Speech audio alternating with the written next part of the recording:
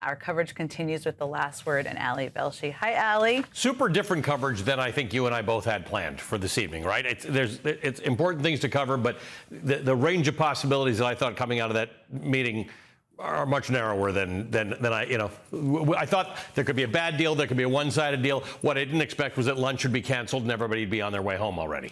Or a 12-minute press event. I'm not going to call it a press conference. Well, yes. Right, no questions were taken. He has talked to Sean Hannity since and given far more information than any of the world heard at the press conference. I'm going to have a chat with Timothy Snyder in a few minutes because I want to get his perspective on this. Sometimes it's never too soon to sometimes get an historian's perspective on what just happened. Could not agree more. I always love hearing from him, and this was quite a day for the history books in some ways. In some ways, it really was. Thank you for your great coverage tonight. Have yourself a great weekend. We'll see you next week. Thank you so much. Okay. Well, Donald Trump said ahead of today's summit that within 2 minutes of meeting Vladimir Putin, he would know if a deal was possible. He spent 5 hours with Putin in Alaska today, and there's no sign of a deal. Not even in the fantasy land of the Sean Hannity show. A lot of points we're agreed on, but there's not that much. There's, one or two pretty significant items, but I think they can be reached. Now it's really up to President Zelensky to get it done. President Putin would like to solve the problem. President Putin would like to solve the problem. Trump and Putin met for nearly 3 hours in a bilateral meeting that included the Secretary of State Marco Rubio and the Special Envoy Steve Witkoff, along with 2 Putin advisors. Afterward, the American president stood next to the Russian dictator and allowed him, without interruption or interjection, to first of all kick off the whole thing, which is unusual for a hosting country, and to lie about the war in Ukraine, to say it was a both sides conflict as opposed to a unilateral invasion by Russia of a sovereign country. And then Donald Trump spoke and admitted that he could not get Vladimir Putin to agree to a ceasefire deal. I believe we had a very productive meeting. There were many, many points that we agreed on, most of them, I would say, a couple of big ones that we haven't quite gotten there, but we've made some headway. So there's no deal until there's a deal. I will call up NATO in a little while. I will call up the various people that I think are appropriate, and I'll, of course, call up President Zelensky and tell him about today's meeting. It's ultimately up to them. What remarkable specificity. Ahead of the summit, Ukraine's President Zelensky posted this, quote, Russia must end the war that it itself started and has been dragging out for years. The killings must stop. A meeting of leaders is needed. At the very least, Ukraine, America, and the Russian side. And it's precisely in such a format that effective decisions are possible. Security guarantees are needed. Lasting peace is needed. Everyone knows the key objectives, end quote.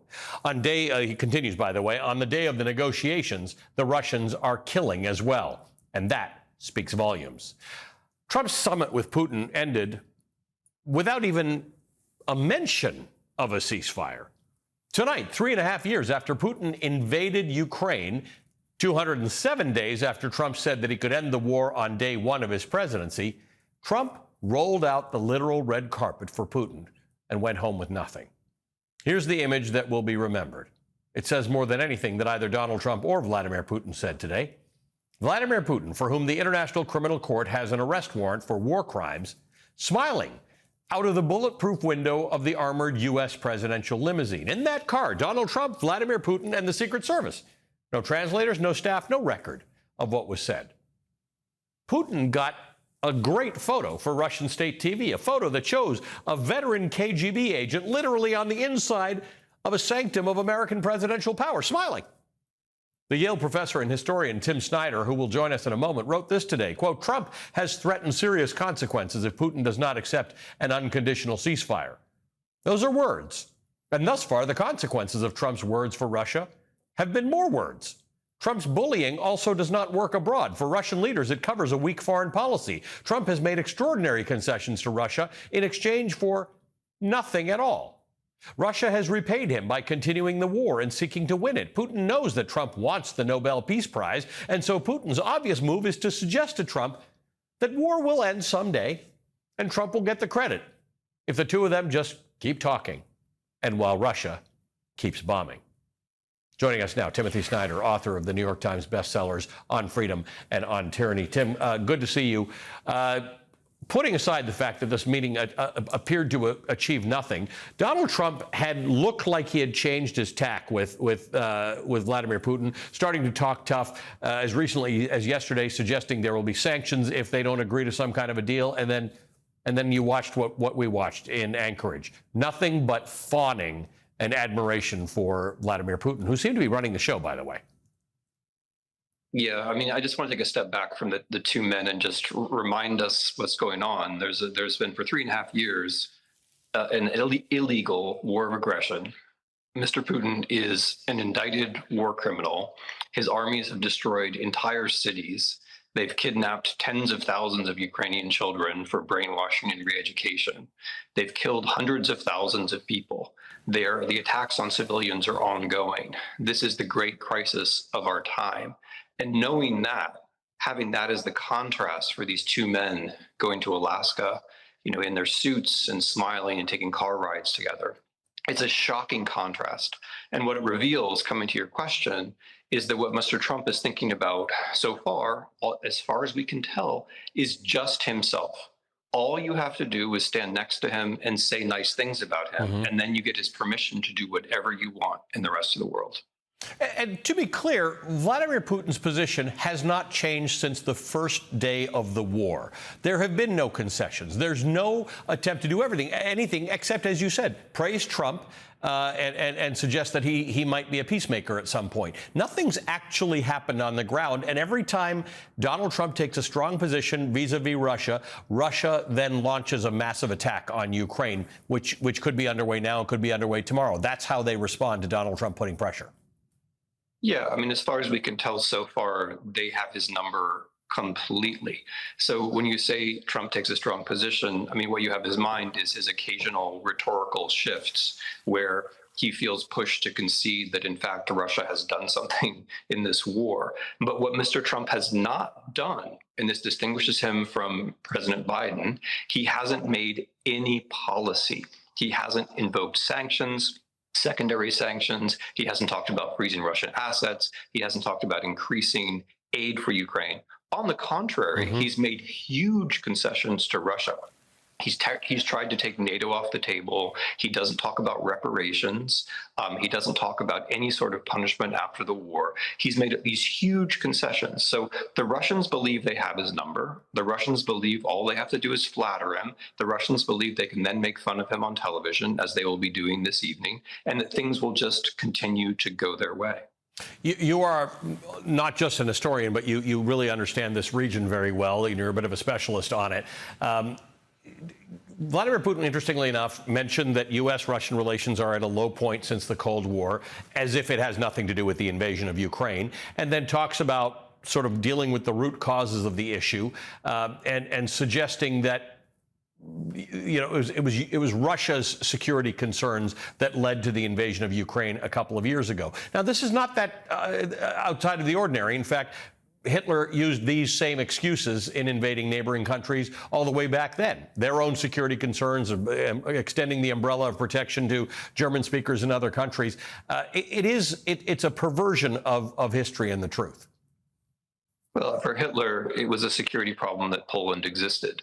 It was a security problem that Czechoslovakia existed. And for Putin, it's a security problem that Ukraine exists. When Putin talks about the root causes, what he has in mind is that Ukraine exists, that Ukraine is sovereign, that its people vote for their own leaders. And if we accept that as a root cause of war, what we are doing is inviting back an age of imperialism where anybody has the right to invade anybody else just because they're bigger and they feel like it. And that, of course, is the entire mood which Mr. Putin was trying to establish with a great deal of success, thanks to Mr. Trump at the summit, that everything that happens in the world is just about great powers who have nuclear weapons, who meet and shake hands and ride together in cars and then do whatever they want. Whereas out in the rest of the world, we have sovereign states and we have nations and we have people who want to live in freedom and, yes, peace, who have to defend themselves when one of these countries says a root cause of war is that you exist.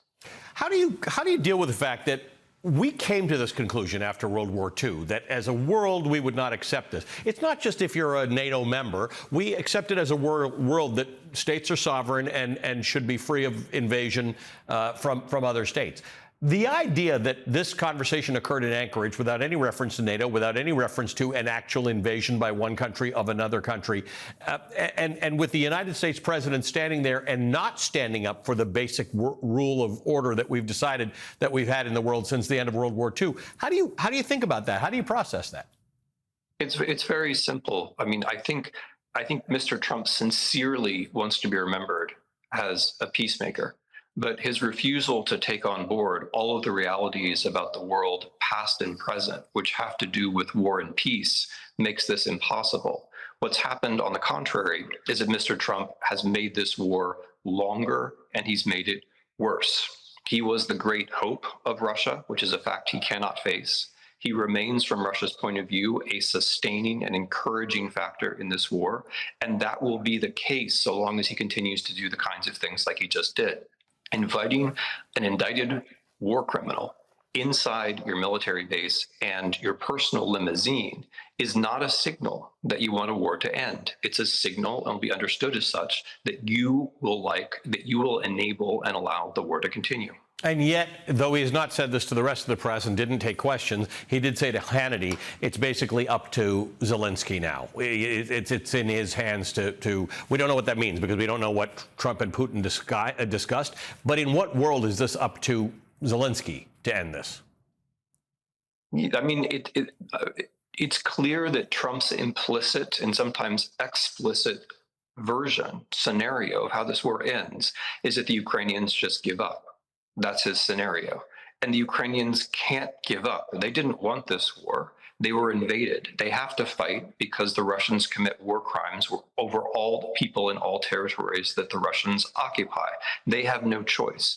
If Trump wants Ukraine to end it, he has to make Ukraine stronger. He has to give Ukraine the ability to defend itself. That's the way the war comes to an end. And that's a basic geopolitical reality, which I'm sure many people around Mr. Trump do understand. The only way for Zelensky to end it is not to surrender. That would just mean more war, more atrocity, and future wars. The only way Zelensky can end it is if we empower Zelensky, if we're on the side of Zelensky, on the side of the Ukrainians, and help them to defend themselves, to change the power position. That's what we can do. So far, we're changing the power position on the side of Russia. We're making it impossible for the Ukrainians to end the war.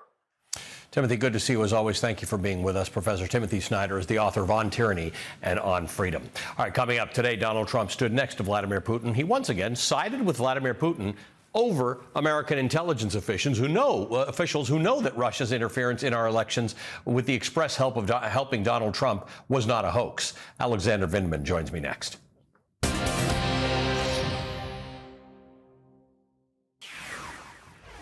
Here was the denial heard around the world after American intelligence agencies exposed Russian interference for Donald Trump in the American presidential election, and Donald Trump sided very publicly with Vladimir Putin. Just now, President Putin denied having anything to do with the election interference in 2016. Every U.S. intelligence agency has concluded that Russia did. My first question for you, sir, is who do you believe? My second question is, would you now, with the whole world watching, tell President Putin, would you denounce what happened in 2016, and would you warn him to never do it again? My people came to me, Dan Coates came to me, and some others. They said they think it's Russia. I have President Putin. He just said it's not Russia. I have great confidence in my intelligence people, but I will tell you that President Putin was extremely strong and powerful in his denial today. Strong and powerful in his denial. And today, Trump did it again. I've always had a fantastic relationship with President Putin, with Vladimir. We had many tough meetings, good meetings. We were interfered with by the Russia hoax. It made it a little bit tougher to deal with, but he understood it. I think he's probably seen things like that during the course of his career. He's seen it all, but we had to put up with the Russia hoax. He knew it was a hoax, and I knew it was a hoax. Joining us now is retired Lieutenant Colonel Alexander Vindman. He served as the Director for European Affairs at the National Security Council during the first Trump administration. He's the author of The Folly of Realism, How the West Deceived Itself About Russia and Betrayed Ukraine. Also joining me, the former Ambassador Michael McFaul, who is here with me in New York. Welcome, gentlemen, to both of you. Colonel Vindman, obviously you know this story very well. I was a little surprised at how central this was to Donald Trump's meeting with Vladimir Putin, in which we got no details of what they discussed about Ukraine and how one might resolve that war. But he needed to get it off his chest about the Russia hoax, with which he still disagrees with American intelligence.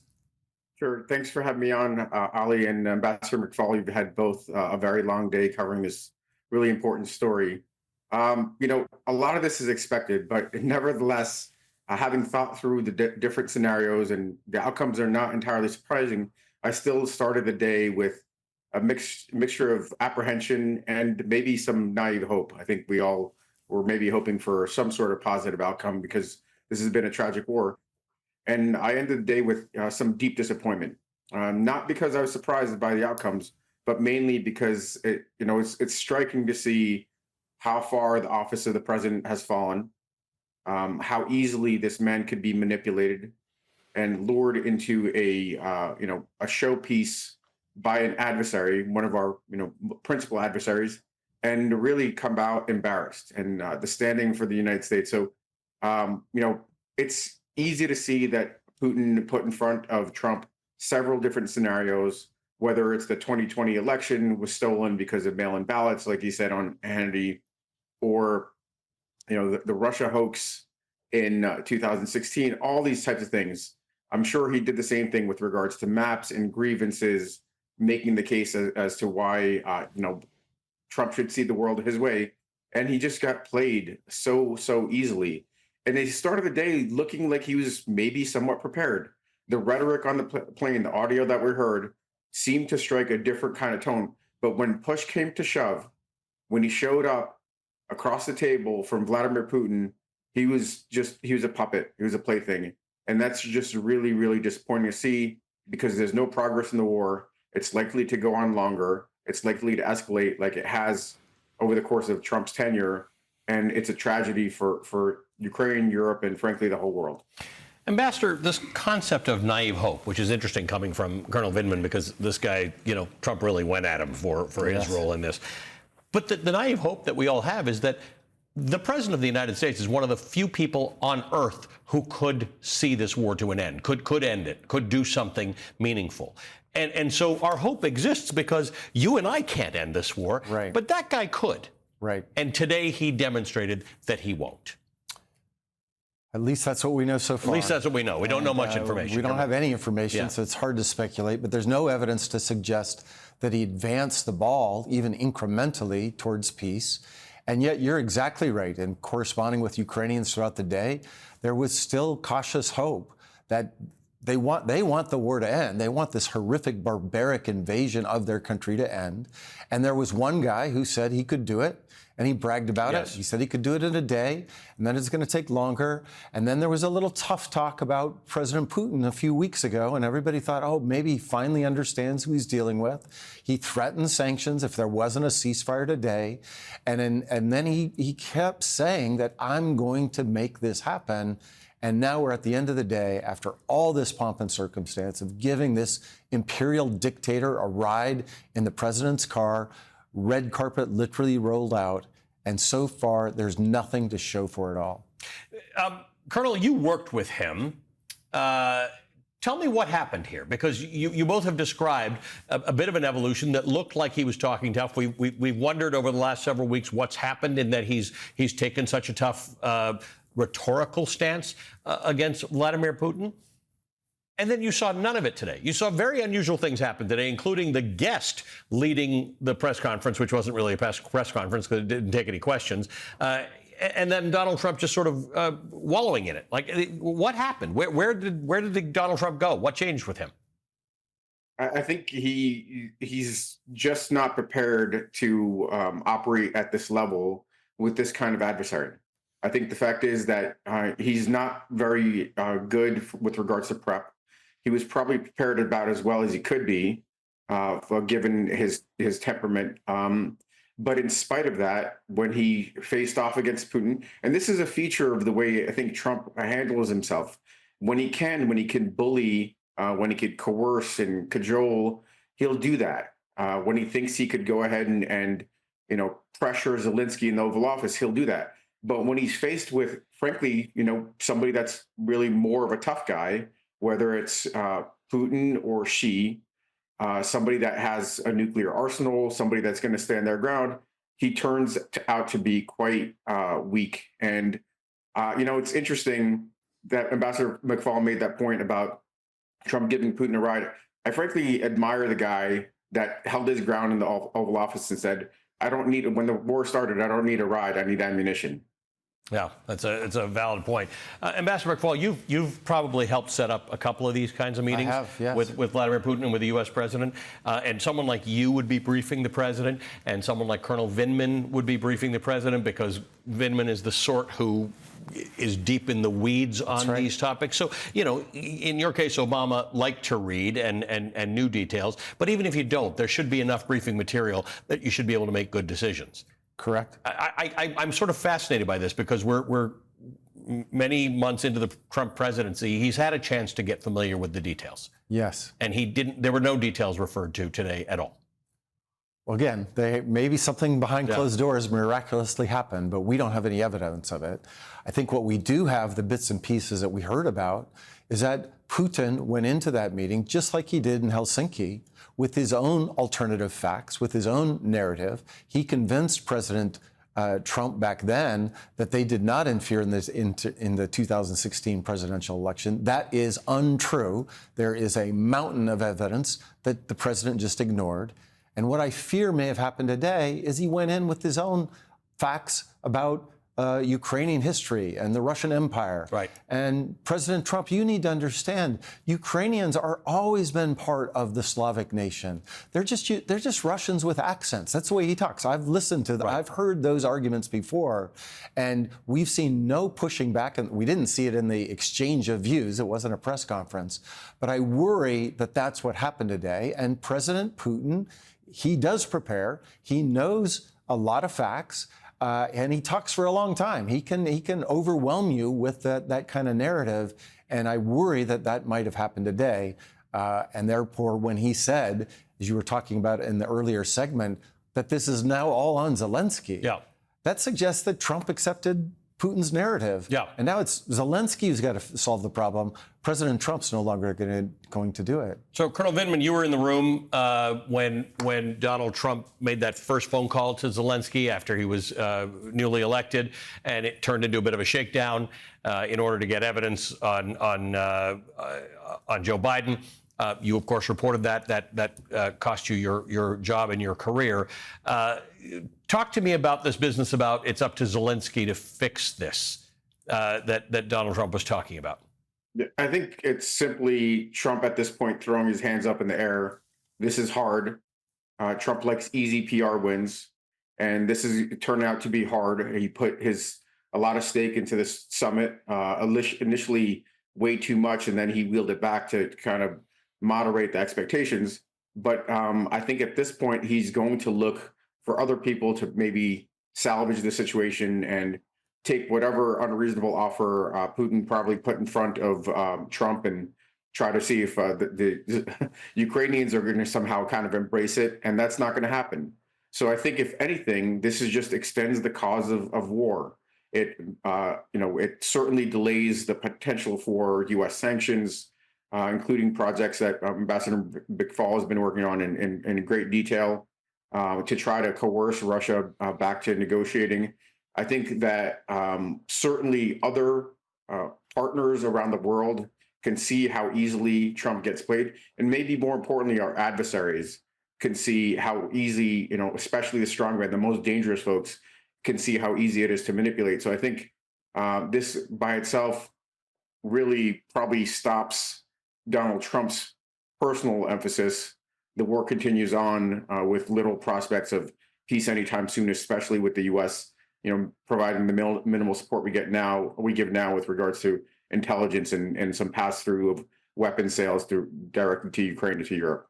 Well, Ambassador McFaul's naive hope is that because they didn't tell us anything at that press conference, maybe something was said that might be meaningful that we don't know about. But, you know, maybe I'll also have a full head of hair by morning. Who knows? Guys, thanks very much, as always, for your analysis. Colonel Alexander Vindman and former Ambassador Michael McFaul, who's going to be back with me again in the morning. All right, coming up, another day, another 24 hours where Donald Trump failed to end the war in Ukraine, or the war in Gaza, for that matter, despite his promises that it'd be easy to do that.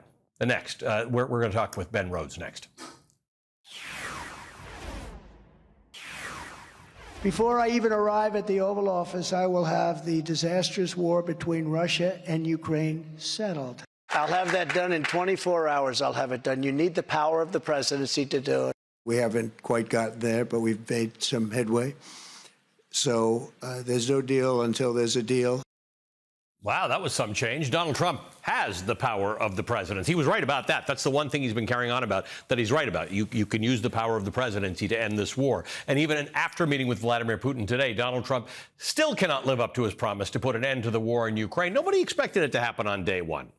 We're way beyond that. And Donald Trump, once again, walked away with no deal. Joining us now, Ben Rhodes, who served as the Deputy National Security Advisor to President Obama. He's an MSNBC political analyst. I'm just curious as to your take on this whole thing, Ben. I didn't expect it to be a wild success. I certainly didn't expect it to be what appears to be nothing, and Donald Trump apparently getting played. Well, I mean, it makes sense if you just look at the world from the perspective of Vladimir Putin, Ali, because Vladimir Putin doesn't care about what Donald Trump says in terms of setting expectations or Donald Trump's desire for a Nobel Peace Prize. Vladimir Putin has had a single view of Ukraine for a very long time. Yep. He's had a single view of this war since the beginning of the Trump presidency. He has a set of conditions that essentially mean Russia wins the war on its own terms, no NATO. They get to keep all the territory that they've annexed. Ukraine is demilitarized. None of that's changed. None of it has This changed. meeting was just like nothing has ever changed. Like, Yep. let's be clear. Donald Trump in 7 months hasn't changed Vladimir Putin's positions by a single inch. And so Putin shows up. He flatters Trump. He says a bunch of things that are cost-free for him to say. You know, war never would have happened if you were president. Yep. And, you know, I guess he said, you know, you won the last election and there was no hoax or there was no interference in 2016. And that's all Trump needs to hear to feel like he had a good meeting. He gets to hang out with another autocrat. He gets to be flattered. He gets everybody watching him, a lot of cameras on. And then he gets to do an interview with Fox where he says everything went great. But the reality is there's a war, a real war, a big war happening, a European war happening that is not ending. And this is the difference between Donald Trump's reality, where he can create whatever reality he wants, and it's reflected back to him by sycophants or by right-wing media, and actual reality, where Vladimir Putin is still fighting a war and has actually escalated a war in Ukraine. We got precious few facts about what was being discussed in that meeting. But then Donald Trump, before calling NATO and before calling Volodymyr Zelensky, as he mentioned he would do when talking to the media, did go on Hannity and did talk about the election. Now, putting aside for the moment how this topic would have come up in the conversation between Zelensky and Putin, here's what Donald Trump said to Hannity. He said, quote, you know, Vladimir Putin said something, one of the most interesting things. He said, your election was rigged because you have mail-in voting. He said, mail-in voting every election. He said, no country has mail-in voting. It's impossible to have mail-in voting and have honest elections. Put aside for a moment, just take your smart cap off for a second, because lots of countries have mail-in voting and it works. But how could this have, like, is this Putin playing Trump? Because if Putin said this to me, a dictator who doesn't win legitimate elections told me how to unrig my elections, I'd pretend nobody ever said that to me. And I certainly wouldn't tell anybody in national media that he said that. Yeah, it just shows you how much the office of the president of the United States has been completely debased here, right? Because Donald Trump thinks in terms of news cycles. What's going to get him through the next day? What's going to make him feel good? Vladimir Putin thinks in terms of long stretches of history, hundreds of years stretches of history, right? He's got a worldview that he's going to stick to. I think one of the things we're seeing here is that Trump has also dealt with a bunch of people that have just capitulated to him, right? Whether it's, you know, American law firms or whether it's, frankly, some of these other leaders that are afraid of his tariffs. Vladimir Putin is not afraid of Donald Trump. He was kind of smirking, you know, he gets not only the red carpet welcome, he gets to speak first in the United States of America and frame the whole meeting. And then Donald Trump kind of speaks sheepishly for a few minutes next to him. I mean, this was Trump sitting with someone who is not at all intimidated by him, who thinks, Vladimir Putin thinks, I was there before Trump, I'll be there after him. And I want to say something too, Ali. Some people are like, well, what Putin wants out of this? Is it Trump is going to come in and be favorable to him? That's actually not what Putin is getting out of this. Putin has wanted to see the United States of America completely humiliated. He's wanted to break the international order. He's wanted to break the relationship between the United States and its allies. That's what he gets from Trump. Yep. It's not some gift. It's not sanctions relief. Vladimir Putin can live with sanctions. He's lived with sanctions for a long time now. So Putin is standing there and he's getting what he wants. Yep. He's getting the whole world to see that the president of the United States is completely out of his depth, right? And that's ultimately the thing that the reward that Putin gets from this meeting, as much as all the royal treatment he got. It's a pulling apart of the world order we've been used to since the end of World War II. Ben, good to see you as always. Thank you for joining us. Ben Rhodes is a former Deputy National Security Advisor to President Obama. He's an MSNBC political analyst. Coming up, as Trump was walking off the stage with Vladimir Putin in Anchorage, the Trump DOJ was committing a giant taco. And this one took only 20 hours and an emergency federal court hearing. That's breaking news next.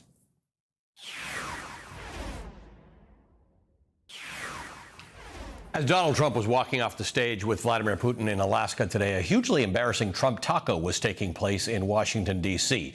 Trump's Attorney General Pam Bondi, just before 10 p.m., issued an order declaring the Trump DEA administrator the Metropolitan Police Department Emergency Commissioner for Washington, D.C., effective immediately. Of course, the Attorney General for the District of Columbia immediately sued the Trump DOJ, and just after 7 p.m. Eastern tonight, the Trump DOJ tacoed and rescinded the Bondi order. Joining us now is MSNBC legal correspondent Lisa Rubin. Lisa, explain to us what has gone on here, please. Well, Ali, I was saying to one of your producers before our segment began that oftentimes litigation takes months, if not years. Here we have sort of been through the life of a litigation in the span of one very, very long workday. The DC Attorney General suing this morning based on the Attorney General's order that they could federalize the Metropolitan Police Department in DC and use them however the president saw fit, given his designation of an emergency tonight. That order has been rescinded and the DEA administrator is no longer in control of the Metropolitan Police Department. Instead, he is the Attorney General's designee in terms of requesting services from the MPD. But while they have backed down on that, the reality is, of course, always in the fine print. And the new order that Attorney General Bondi has issued today shows that there was something here for the Trump administration as well. Specifically, they are going to be able to request the MPD's assistance with all sorts of immigration enforcement, which is what they wanted in the first place. And so both sides are going to walk away tonight feeling like they've had a victory. And I suspect this isn't the last we're going to hear of this in court or outside. Lisa, thank you. As always, good to see you, my friend. Lisa Rubin is our legal analyst. All right, joining us now is the Democratic Congressman Ro Khanna of California. He's a member of the House Oversight Committee. Congressman, good to see you. Thank you for being with us. First of all, your take on what happened in Anchorage today. It's sad. We've lost our moral leadership. I was thinking Ronald Reagan would be rolling over in his grave. He said to Mr. Gorbachev, tear down this wall. Did Donald Trump ever say to Mr. Putin, give Ukraine its land back? Did he ever say, stop killing civilians? And we've lost our moral leadership, not just in Ukraine. This administration has lost our moral leadership on Gaza. 3 times the civilians killed in Gaza as in Ukraine, a man-made starvation. And this president is giving a blank check to Netanyahu, and he's been giving a blank check to Putin. Let's just go back to the thing these two things have in common, and that they both, Donald Trump suggested that they were both easy to solve and would be solved, not necessarily anybody's satisfaction, but that he could do them both. He's come up against his own inability to do it. He's got Steve Witkoff, a real estate guy, traveling around the world. In fact, Putin mentioned him today that, Mr. Witkoff's been here several times, and I hope he'll be here more times. You know why? Because every time Steve Witkoff shows up somewhere, nobody actually has to do anything. Nothing gets done. There's a lot of shuttle, not that much diplomacy. It's not just a failure in results, Ollie, which I agree with you, but it's a failure in understanding moral principle. there's a reason we don't just have real estate guys make deals and just say everything is a deal. This country stands for human rights. This country stands for the dignity of individuals. This country stands for the idea that you can't just go invade other nations. And what you see in what Trump is doing with Ukraine and what Trump is doing with Gaza is a total abdication of those moral principles. It's all transactional for him. It's whoever flatters him the most. And you know what that costs? It costs innocent civilian lives, and it is staining our moral reputation around the world. And what we saw today in Anchorage was the idea that, certainly in the case of Vladimir Putin, but I suppose this appeals to this idea works for other people too. Everybody's got Donald Trump's number. They figured it out, right? If you flatter him, if you make references to the Nobel Peace Prize, if you talk about the fact, allegedly, that the election was stolen in 2020, it was rigged, you get him to do your bidding. Or if your bidding is that you want him to not be involved, you succeed in that. You're absolutely right. Donald Trump has a superficial strength. It's a strength which is filled with bravado, but ultimately susceptible to flattery, ultimately susceptible to transaction. True American strength are leaders who stood for principle, who stood for human rights, who stood for our values. And that is what we really are losing in this whole presidency. It's all about who gets the best deal. It's all about who flatters Donald Trump. What happened to standing up for American values and our principles? Yeah, and to the extent that can still win, right? If you are representing both American moral values and this idea of a world order in which countries don't invade other countries, you could win that. You could assert yourself as the president of the United States. What we watched today on the world stage is Donald Trump basically just not doing that. He basically let Vladimir Putin lead that. I don't know what word you call it. It's not a press conference because they didn't take any questions. But he let him lead it, and then he, as Colonel Vindman was saying, he sort of sheepishly followed with nothing of substance except to say that the Russia stuff was a hoax. It's the lack of what he said. I don't care. I know if there's all this punditry who spoke first or what the protocol is. I just don't understand when Donald Trump had the microphone. If he's truly strong, why he wouldn't look in Putin's face and say, Mr. Putin, give Ukraine back the land you took. Mr. Putin, stop the killing of civilians. That would be strength. That's what would have America cheering, Democrat or Republican, to see an American president standing up to a world leader and speaking out for moral principle. But this president doesn't have it in him. He didn't run that way. He said, I'm the deal guy. Everything is transactional. And that is what we're really losing in this country. It's somehow that winning is everything, deals are everything, and that there is no sense of principle. And you know what? We haven't had a president like that in my lifetime. Every other president, there have been moments where I have stood up and cheered and said, yes, that's what America stands for. And you just don't get that with Donald Trump. Congressman, stay with us for a moment. Coming up, if Donald Trump's true aim with the Putin summit was to divert attention from the Jeffrey Epstein and high prices, it worked for a couple hours. What about tomorrow? That's next.